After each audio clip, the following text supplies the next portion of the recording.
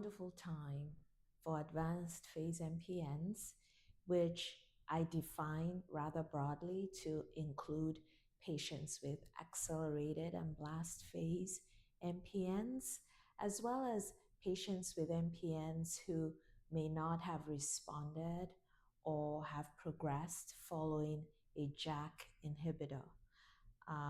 And so for those patients, there are a number of exciting new agents under development.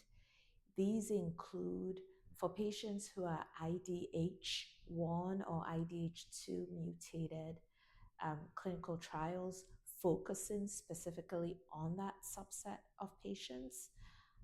There are also a number of other investigational agents in development for individuals who may not express IDH1 mutations, for example.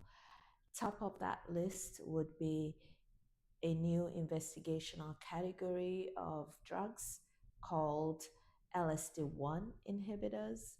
They are epigenetic modulators. They're being investigated in various spaces now in the MPNs, including individuals with advanced phase MPNs. And I'm very excited to see how those trials turn out.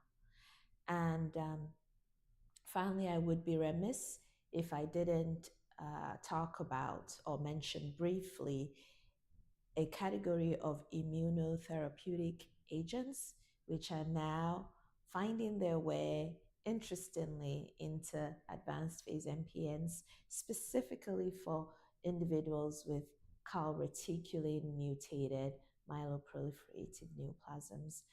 There has never been a more exciting time.